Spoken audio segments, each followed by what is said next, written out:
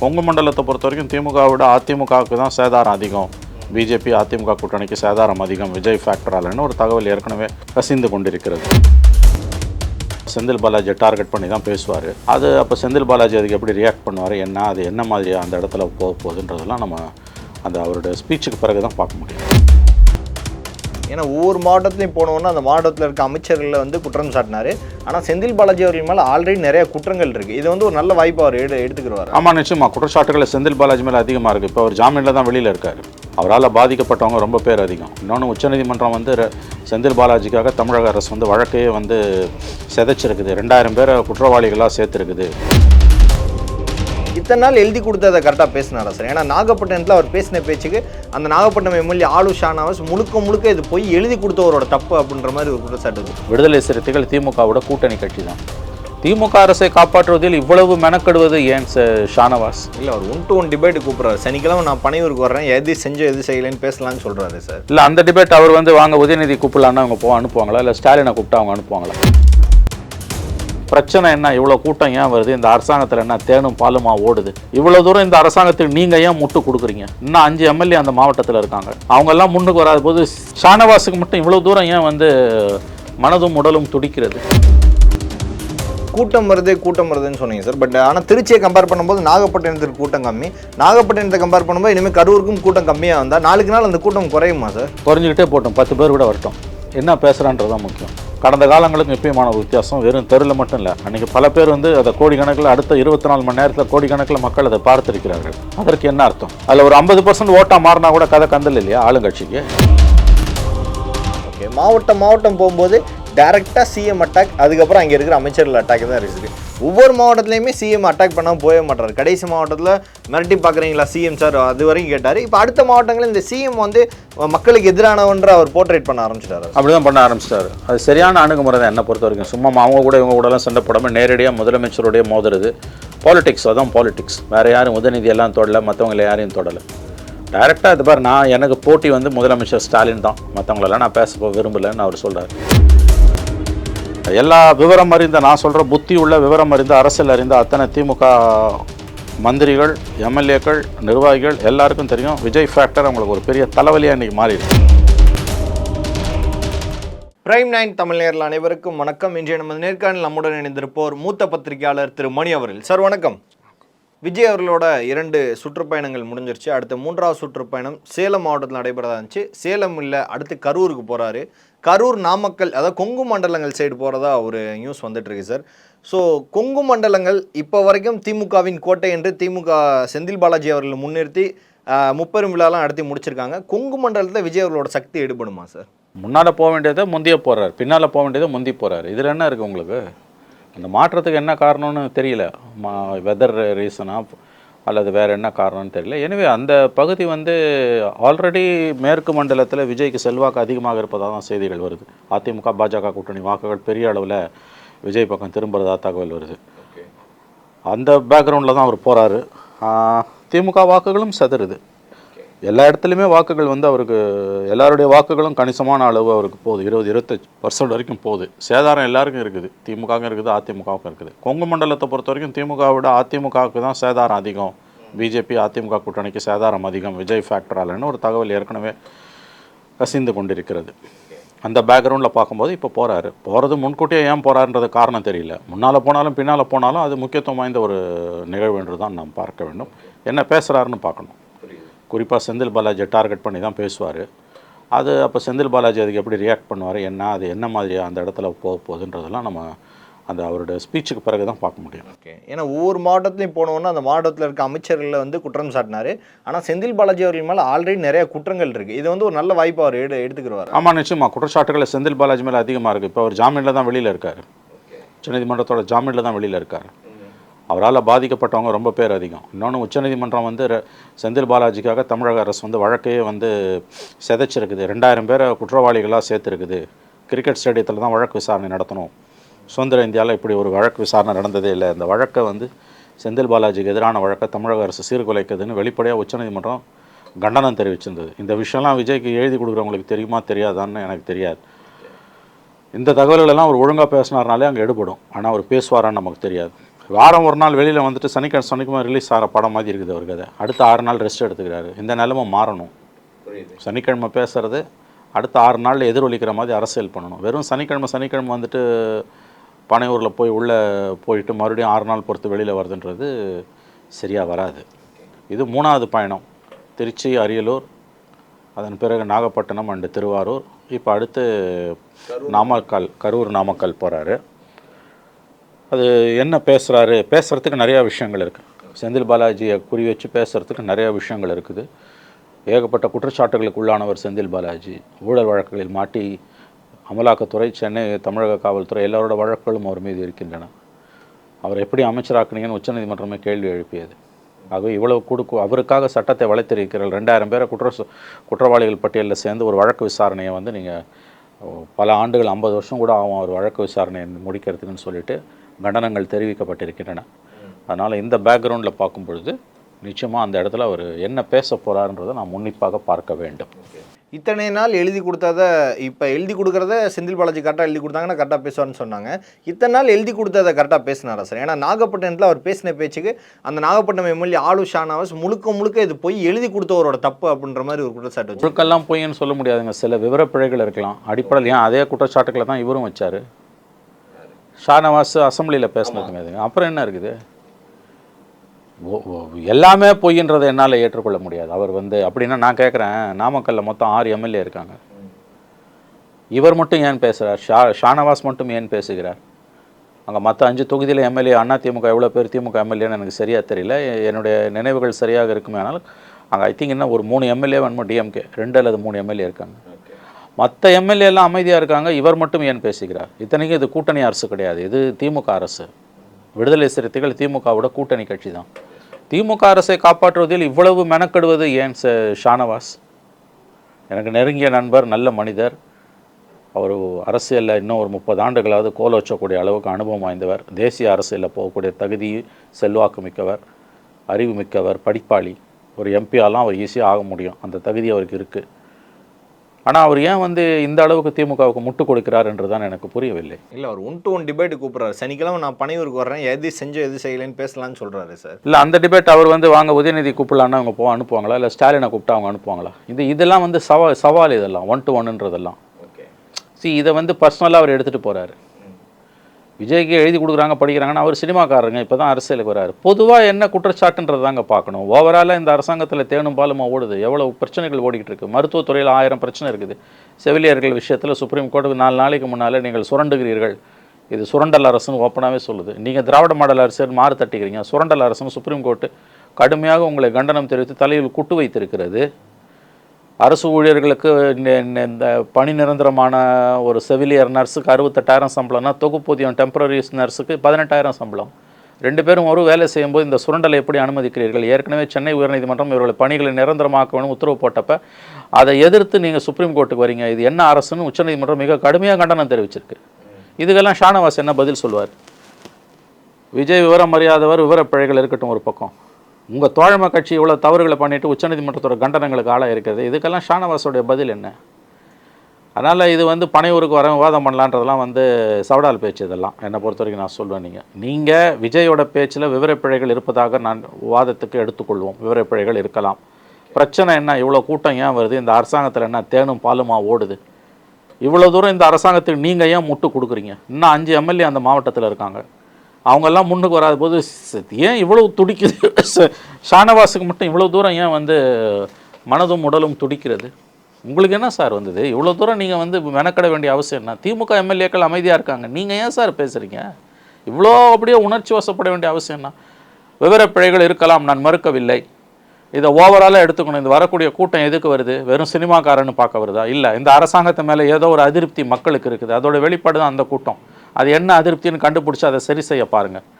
மாறா வந்து நம்ம வந்து இது ஒண்டி கொண்டி சண்டை சவால் விடுவாங்கள்ல, அந்த மாதிரி இருக்குது. இது நம்ம 2 பேரும் வாதம் வச்சுக்கலான்றது. குறைகளை நிவர்த்தி செய்ய பார்க்க வேண்டும் நண்பர் ஷானவாஸ். மாறாக சவால் விடுறதால எந்த பிரயோஜனமும் கிடையாது. கூட்டம் வருதுன்னு சொன்னீங்க சார். பட் ஆனால் திருச்சியை கம்பேர் பண்ணும்போது நாகப்பட்டினத்துக்கு கூட்டம் கம்மி, நாகப்பட்டினத்தை கம்பேர் பண்ணும்போது இனிமேல் கரூருக்கும் கூட்டம் கம்மியாக வந்தால் நாளுக்கு நாள் அந்த கூட்டம் குறையுமா சார்? குறைஞ்சிக்கிட்டே போட்டோம், 10 பேர் கூட வரட்டும். என்ன பேசுகிறான்றதான் முக்கியம்.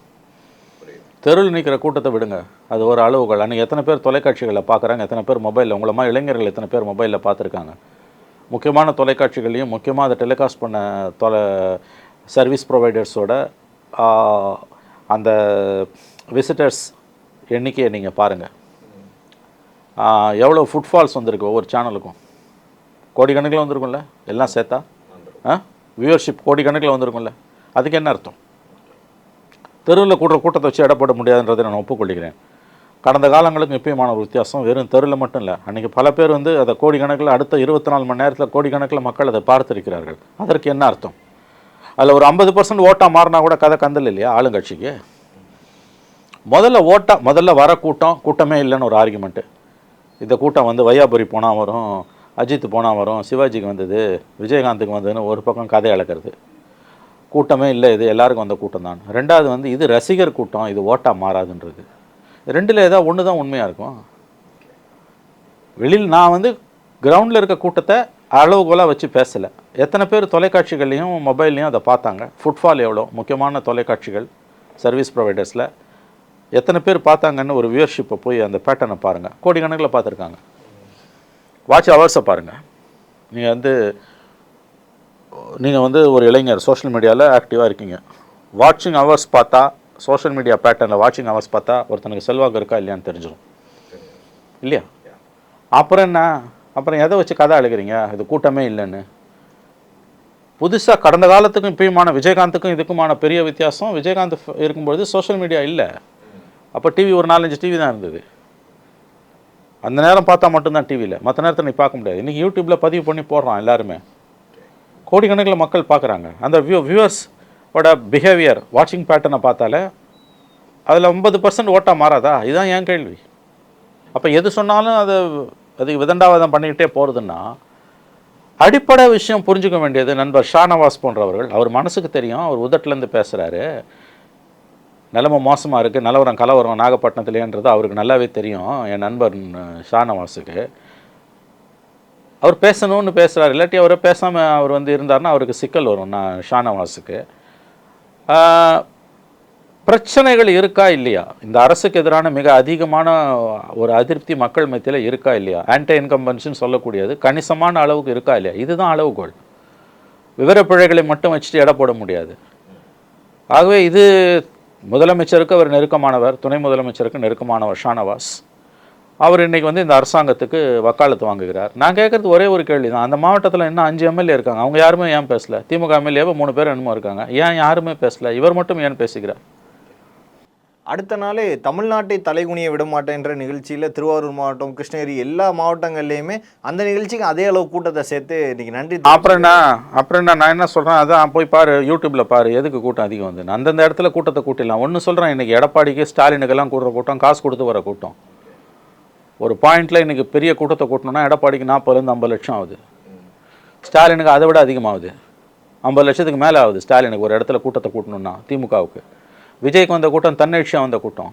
சம்மந்தப்பட்ட திமுக காரர்களும் அதிமுக நண்பர்களும் இதை ஒப்புக்கொள்வார்கள். மனசாட்சி இருக்க திமுக நண்பர்கள், அதிமுக நண்பர்கள் நான் சொல்லுவதை ஒப்புக்கொள்வார்கள். விஜய்க்கு வர்றது 90% மேலே தன்னெழுச்சியாக வர கூட்டம். நாளைக்கு மாறலாம், இன்றைக்கி சொல்கிறேன் நான். ஆகவே கூட்டத்தை மட்டும் வச்சு இடப்படாது. அதுதான் நான் சொல்கிறேன். கூட்டம் ப்ளஸ் சோஷியல் மீடியாவில் இருக்கக்கூடிய வியூவர்ஷிப் பேட்டர்னை போய் பார்த்துக்கோங்க, நீங்களே பார்த்துக்கோங்க. கே.என். நேரு அவர்கள் இப்போ சமீபத்திய ப்ரெஸ் மீட்டில் சொல்லியிருந்தார், நீங்கள் எழுதி வச்சுக்கோங்க, அடுத்து 7வது முறை திமுக ஆட்சியும் 2வது முறை முதலமைச்சர், அதாவது எங்கள் தளபதியும் ஆட்சியை பிடிப்பார், இதெல்லாம் எழுதி வச்சுக்கோங்க அப்படின்னு சொல்லிட்டு போயிருக்காரு. அப்படி சொல்லலைன்னா அவர் மந்திரியாக இருக்க முடியாது. அப்படி சொல்கிறதால தான் அவர் கே.என். நேரு உள்ளாட்சித்துறை அமைச்சர். மாறா சொன்னார்னா அடுத்த நாளே அவர் முன்னாள் மந்திரியாகி விடுவார். அதனால் இதில் ஒன்றும் ஆச்சரியப்படுறதுக்கு எதுவும் இல்லை. இது அளவுகோல் அல்ல, இதுதான் பேச முடியும் அவரால். அவர் மந்திரி, சிட்டிங் மினிஸ்டர், அவர் இப்படி தான் பேசுவார். இதில் என்ன ஆச்சரியப்படுறதுக்கு இருக்குது? மாறி பேசினா தான் ஆச்சரியம். யாருமே இப்போ விஜயோட பலத்தை ஒத்துக்க மாட்டாங்கன்னு சொல்கிறீங்களா? எல்லாரும் ஒத்துக்கிறாங்க, மனசளவில் வெளியில் நடிக்கிறாங்க. எல்லா விவரம் அறிந்த, நான் சொல்கிற புத்தி உள்ள விவரம் அறிந்த, அரசியல் அறிந்த அத்தனை திமுக மந்திரிகள், எம்எல்ஏக்கள், நிர்வாகிகள் எல்லாருக்கும் தெரியும் விஜய் ஃபேக்டர் அவங்களுக்கு ஒரு பெரிய தலைவலியாக இன்றைக்கி மாறி இருக்கு. It's a headache. இது ஒரு பெரிய சவால், பெரிய சவாலாக உருவெடுத்துடுச்சு அவங்களுக்கு. விஜய் ஜெயிப்பார் நான் சொல்லலை, ஆனால் திமுகவோட வெற்றிக்கு ஒரு பெரிய சவாலாக இருப்பார். திமுக ஓட்டை கணிசமாக உடைக்கிறார். இது எல்லா மந்திரிக்கும் உங்களை விட என்னோட நல்லா தெரியும். வெளியில் வேஷம் போடுறாங்க எல்லா மந்திரியும். ஒவ்வொரு மாவட்டம் போகும்போது அந்தந்த எம்எல்ஏக்கு அடி வயிற்றுல புலி அடி வயிற்றுல சரியா சொன்னீங்க. ஒவ்வொரு மாவட்டத்துக்கு விஜய் போகும்போது அந்தந்த மாவட்ட மந்திரிக்கும் எம்எல்ஏக்கும் மாவட்ட செயலாளருக்கும் அடி வயிற்றுல புளியை கரைக்குது. ஆனால் வெளியில் வந்து வேறு மாதிரி பேசுவாங்க. இந்த காட்டுக்குள்ளே ராத்திரியில் தனியாக நடந்து போகிறவன் சத்தமாக பாட்டு பட்டு போவான்ல, அந்த கதை தான் திமுக மந்திரிங்க கதை. இப்போ ஒவ்வொரு மந்திரிக்கும் நல்லா தெரியுங்க இது பிரச்சனைன்றது தெரியும். இது பெரிய தலைவலி நியூசன்ஸாக போச்சு. இன்றைக்கி நியூசன்ஸ் கேட்டகரியிலேருந்து அடுத்து சவாலாக மாறிக்கிட்டு இருக்கு. விஜய்க்கு இழக்கிறதுக்கு எதுவும் இல்லை. ஒரு 7% 8% ஓட்ட உடச்சா கூட கதை கந்தலை உங்களுக்கு. அது எல்லா மந்திரிக்கும் தெரியும். சரியாக சொன்னீங்க. ஒவ்வொரு மாவட்டத்துக்கும் விஜய் போகிறாருன்னா அந்தந்த மந்திரிக்கும் வந்து வயிற்றுல புளியை கரைக்குது. அப்போ அடுத்தடுத்த மாவட்டங்கள் வர வர இன்னும் கொஞ்சம் திமுக ஃபேக்டர் பயங்கரமாக அடி வாங்கும்னு சொல்கிறீங்க. மக்கள் அதை எப்படி பார்க்குறாங்கன்றது தேர்தலில் தான் எதிரொலிக்கும். விஜயம் வந்து தாம் பங்குக்கு வந்து விவரப்பிழைகள் இல்லாமல் பேச கற்றுக்கணும். மக்கள் பிரச்சனையை அவர் பேசுகிறாருங்க. ஏங்க அவ்வளோ கூட்டம் வருது? அண்ணா திமுகவுக்கும் பிஜேபிக்கும் நம்பகத்தன்மை குறைஞ்சி போச்சுங்க. இந்த அரசாங்கத்துக்கு எதிரான உணர்வு பெரிய அளவில் கீழே வந்து கொந்தளிப்பு இருக்குது.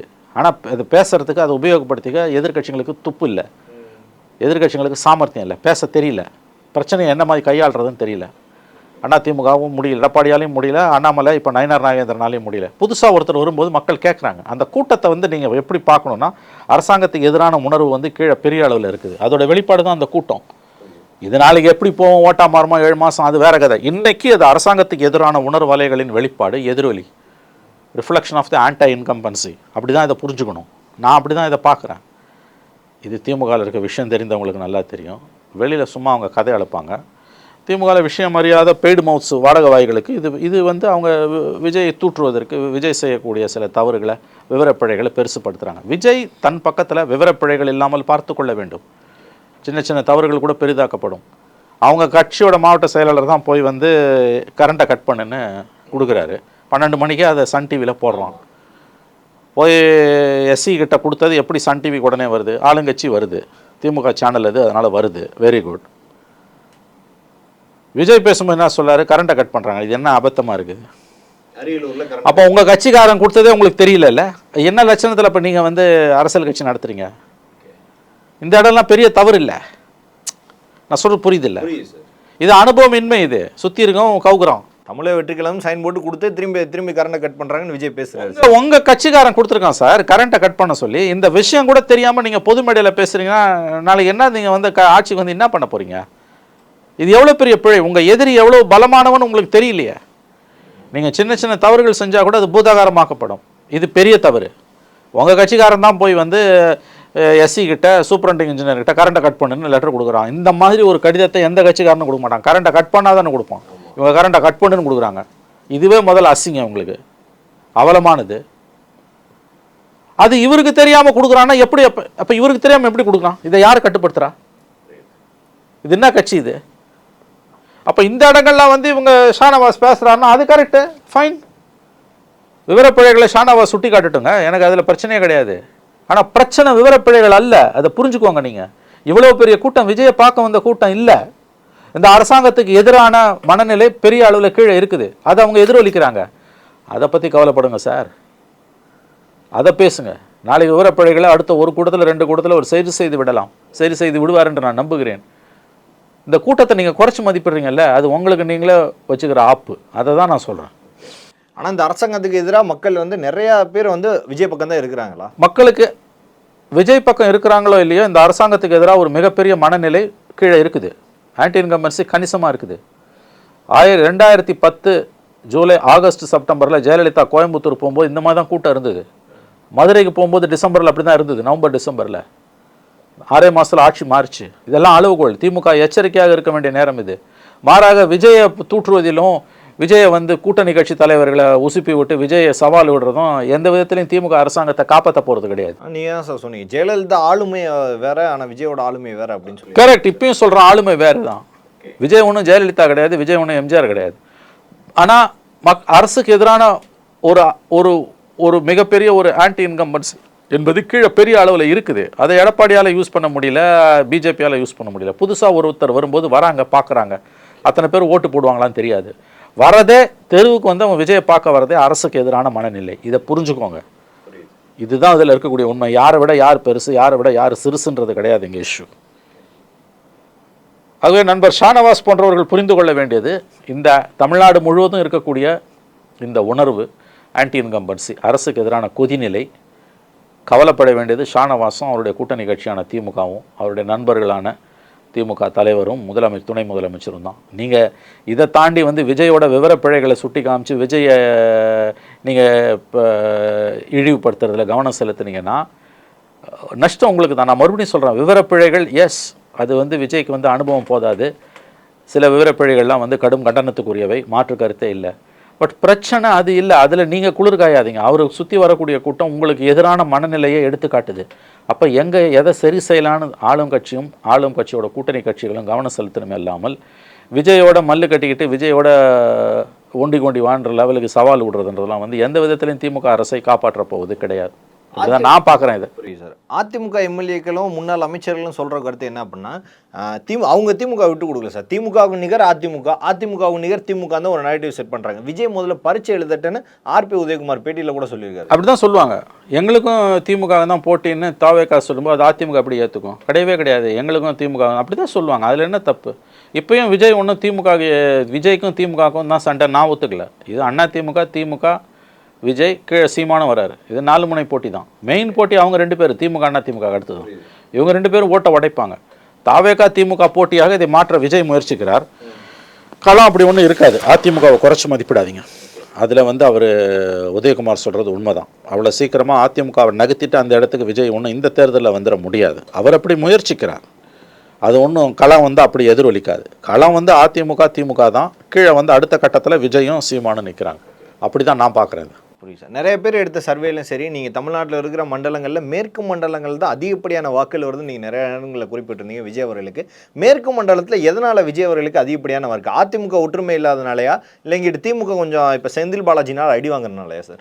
சார், அதுக்கு என்ன காரணன்றதை பற்றின எனக்கு தகவல் இல்லை. ஆனால் வந்த தகவல்கள் ஒரு 4-5 சர்வேஸை பொறுத்த வரைக்கும் செந்தில் பாலாஜி எடுத்தது, ஏன் பிஜேபி எடுத்தது, ஏடிஎம்கேவே செங்கோட்டையன் எடுத்தது, எல்லாருடைய சர்வேஸும் சொல்கிறது என்னென்னா வந்து அதிமுக பாஜக கூட்டணியால் மேற்கு மண்டலத்திலேயே, அதாவது பாஜக அதிமுக 2 பேரும் பலமாக இருக்க மேற்கு மண்டலத்திலேயே பெரிய அளவில் ஒன்றும் அங்கே பலன் கிடைக்கல. அங்கே விஜய் ஃபேக்டர் ரொம்ப அதிகமாக ஒர்க் பண்ணுது. மற்ற மாவட்டங்களை விட, மற்ற பிராந்தியங்களை விட விஜய் ஃபேக்டர் மேற்கு மண்டலத்தில், கொங்கு மண்டலத்தில் அதிகமாக ஒர்க் அவுட் ஆகுது. அதில் சேதாரம் அதிகம் அதிமுக பாஜகவுக்கு, சேதாரம் குறைவு திமுகவுக்கு. அந்த இடத்துல திமுக நிம்மதி பெருமூச்சு விடலாம். ஆனால் மற்ற பகுதிகள் எப்படி இருக்குன்றதை பற்றி தெளிவான புரிதல் இன்னமும் இல்லை. கண்டிப்பாக விஜய் ஃபேக்டரால் மேற்கு மண்டலத்தில் பெரிய பாதிப்பு அதிமுக பாஜக கூட்டணிக்கு இருக்கிறது என்பது தான் இப்பொழுதுக்கு இருக்கக்கூடிய நிலவரம். ஓகே, மாவட்டம் போகும்போது டைரெக்டாக சிஎம் அட்டாக், அதுக்கப்புறம் அங்கே இருக்கிற அமைச்சர்கள் அட்டாக் தான் இருக்குது. ஒவ்வொரு மாவட்டத்துலையுமே சிஎம் அட்டாக் பண்ணால் போக மாட்டார். கடைசி மாவட்டத்தில் மிரட்டி பார்க்குறீங்களா சிஎம் சார், அது வரைக்கும் கேட்டார். இப்போ அடுத்த மாவட்டங்களில் இந்த சிஎம் வந்து மக்களுக்கு எதிரானவன்ற அவர் போர்ட்ரேட் பண்ண ஆரம்பிச்சிட்டாரு. அப்படி தான் பண்ண ஆரம்பிச்சிட்டாரு. அது சரியான அணுகுமுறை தான் என்னை பொறுத்த வரைக்கும். சும்மா அவங்க கூட இவங்க கூடலாம் சண்டை போடாமல் நேரடியாக முதலமைச்சருடைய மோதுறது பாலிடிக்ஸ். அதான் பாலிடிக்ஸ். வேறு யாரும் உதயநிதியெல்லாம் தொடலை, மற்றவங்களை யாரையும் தொடலை. டைரெக்டாக இது பாரு, எனக்கு போட்டி வந்து முதலமைச்சர் ஸ்டாலின் தான், மற்றவங்களெல்லாம் நான் பேச விரும்பலைன்னு அவர் சொல்கிறார். அவர் ஆங்கிள் அது கரெக்டு தான். என்னை பொறுத்தவரை சரியான அணுகுமுறையை தான் கையில் எடுத்திருக்கிறார். என்ன ஒன்று அவர்கிட்ட இருக்க தப்பு, விவரப்பிழைகள் அதிகமாக இருக்குது. அதை சரி பண்ணணும். ஃபேக்சுவல் அரெஸ்ட் பண்ணக்கூடாது. ஃபோக்கஸ்டாக பேசணும். இப்போ வெறும் 10 நிமிஷம் 5 நிமிஷம் பேசுகிறது, 30 நிமிஷம் மினிமம் பேசணும். தெளிவாக பாயிண்ட்ஸ் இருக்கணும். விவரப்பிழைகள் எதுவுமே இருக்கக்கூடாது. ஸோ அதை பார்த்துக்கிட்டாருன்னா போட்டி கடுமையாகும். ஆனால் அவரை பேச விடாமல் பண்ணுறதே காவல்துறை தான் சொல்கிறாரு சார் மேடையில். வந்து இது வரும் நாட்களில் அந்த கட்டுப்பாடுகள் வந்து தளரலாம். ஏன்னா நீங்கள் அப்படிலாம் ஒருத்தரை அடைக்கிட முடியாது. ஒரு பந்து அடிக்க எழும்பும். கிடைக்கிற வாய்ப்பை பயன்படுத்திட்டு பேச வேண்டியதான். பேசுகிறத ஒழுங்காக பேசணும். விவரப்பிழைகளை வச்சுட்டு பேசுகிறது அபத்தமானது. ஒவ்வொரு சனிக்கிழமையும் இங்கே தாவேக்கா ஒரு ஈவெண்ட்டாக, இங்கே திமுக ஒரு ஈவெண்ட்டாக இருக்குது.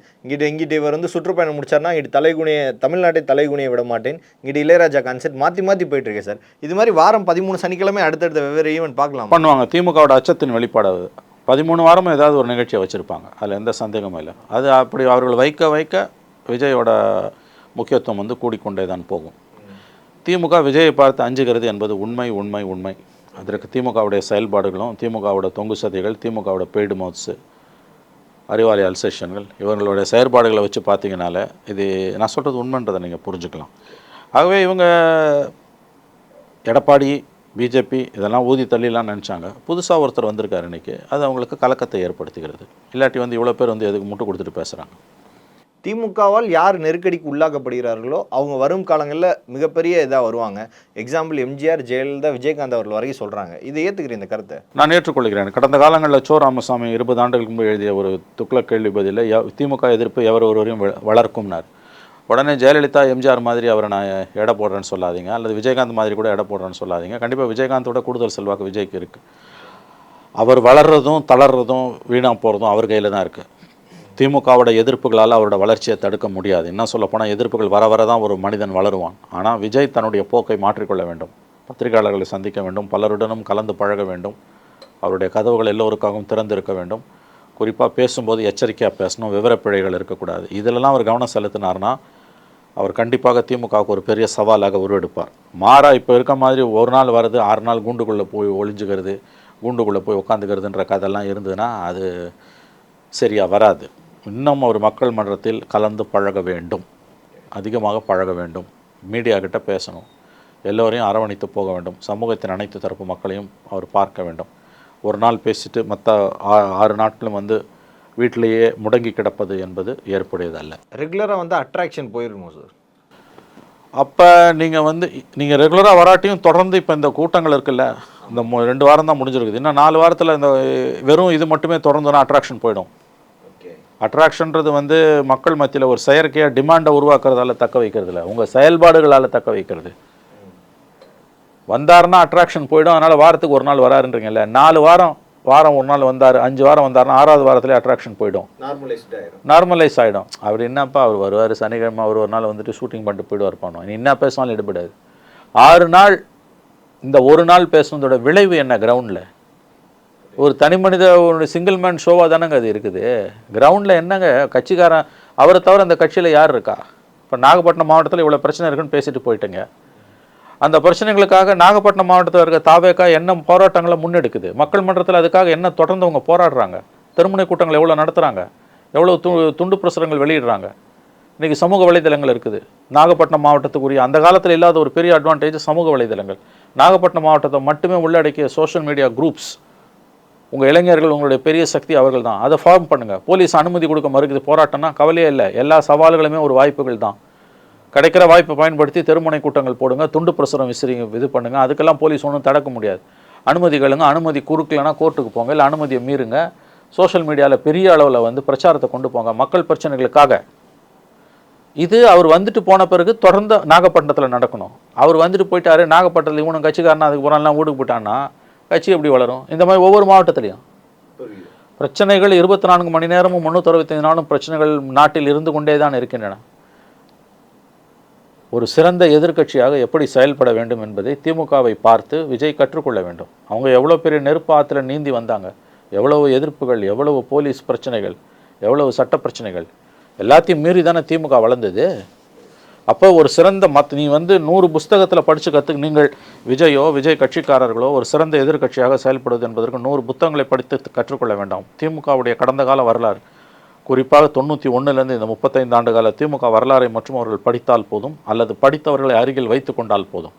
இது ரெண்டுமே இல்லாமல் எவனோ எழுதி கொடுத்ததை வந்து அப்படியே ஒப்பிச்சுட்டு போகிறதும், விவரப்பிழைகளை வச்சு பேசுகிறதும், உங்கள் கட்சிக்காரன் கொண்டு போய் கரண்ட்டை கட் பண்ணுன்னு அறிக்கை கொடுக்குறான், அது தெரியாமல் ரிப்போர்ட்டு கடிதம் கொடுக்கறது கூட தெரியாமல் கரண்ட்டை கட் பண்ணுறாங்கன்றதெல்லாம் என்னங்க பேச்சு? இதெல்லாம் ரொம்ப ஈஸியாக விஜய் இப்படி பண்ணார்னா அது மக்கள் மத்தியில் எக்ஸ்போஸ் ஆகிடுவார். நாளாக நான் சொல்கிறது, இப்போ மக்கள் இதை பெருசாக எடுத்துக்க மாட்டாங்க, ஏன்னா புது பிளேயர்னு. 4 வட்டத்தில் இது தொடர்ந்ததுன்னா கேலி பொருளாக மாறிவிடும். பல்வேறு அரசியல் கேள்விகளுக்கு பதில் தமிழுக்காக மிக்க நன்றி சார். நன்றி, வணக்கம்.